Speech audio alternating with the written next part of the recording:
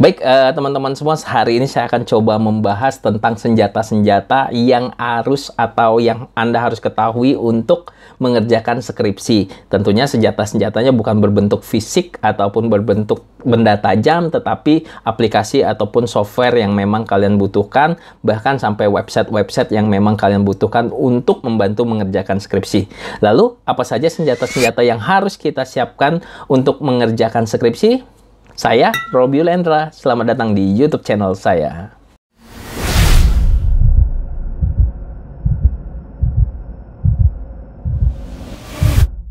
Baik, teman-teman semua, langsung saja kita bahas tentang 5 senjata yang menurut Pak Roby perlu kalian ketahui dan kalian bisa menggunakannya. Nanti saya bagi beberapa part. Nah, yang pertama senjatanya yaitu untuk mencari jurnal.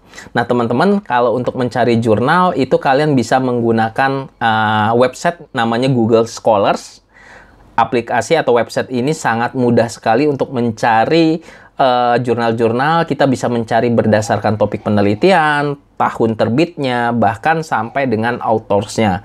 Dan di Google Scholars ini juga terdapat citasi ataupun quote-quote yang bisa kita kombinasikan untuk membuat daftar pustaka yang ada di skripsi kita. Selain itu juga website-website seperti Sinta ataupun Emerald ataupun ScienceDirect.com itu juga sangat penting.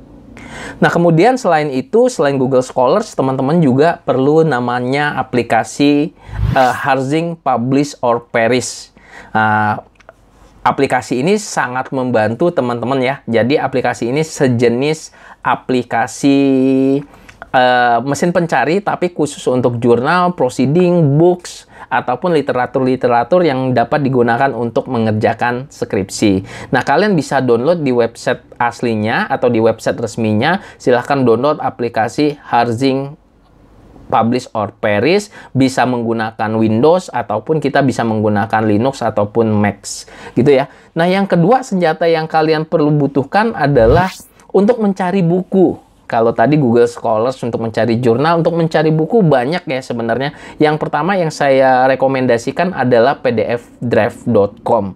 Dan banyak situs-situs lain yang terkait dengan buku. Nah, kemudian juga teman-teman yang nggak banyak diketahui sebenarnya ada perpustakaan nasional. Pemerintah sudah menyediakan portal ataupun link perpustakaan yang kita dapat meminjam buku yang ada di perpustakaan nasional tersebut ke kita dengan secara online. Nah, teman-teman silahkan daftar di website e-resource Perpustakaan Nasional. Nggak lama, nanti kalian disajikan dengan banyak literatur review. Salah satunya adalah buku-buku yang memang jarang kita temui. Nah, kemudian yang ketiga yang teman-teman harus buat atau harus bisa menggunakan ini adalah aplikasi References Manager.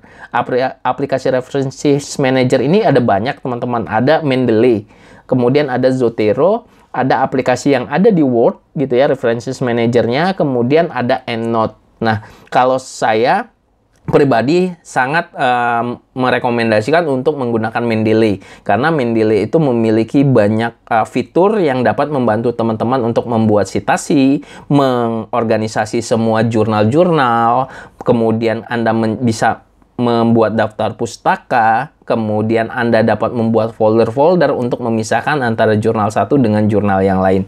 Pokoknya cocok lah untuk kalian gunakan mengerjakan skripsi. Walaupun Zotero, EndNote, ataupun aplikasi bawaan Microsoft Word itu juga sangat bagus gitu ya. Nah, kemudian yang selanjutnya kalian butuh namanya aplikasi Gap Analysis.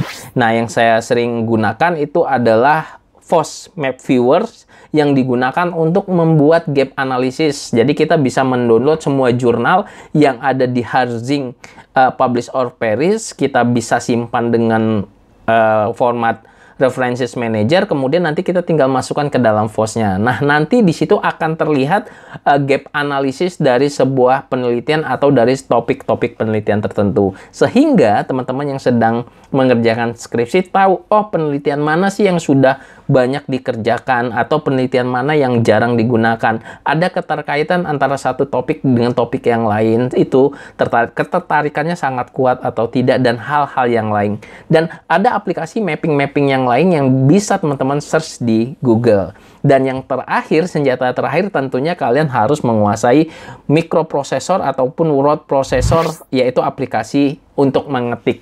Jadi teman-teman, kalian bisa menggunakan aplikasi-aplikasi untuk mengetik kalau di Windows yaitu Microsoft Word atau di Google ya Google Dokumen. Nah, fungsinya jangan gunakan word processor tersebut seperti mesin tik. Jadi kalian hanya ngetik dengan cara manual. Kalian bisa menggunakan cara-cara otomatis. Misalnya kalian bisa menggunakan atau membuat daftar isi otomatis, daftar tabel otomatis, daftar gambar otomatis. Selain itu kita perpadukan dengan membuat citasi dan daftar pustaka otomatis. Sehingga nanti ketika Anda mengerjakan skripsi, Anda tidak perlu payah-payah untuk mengetik.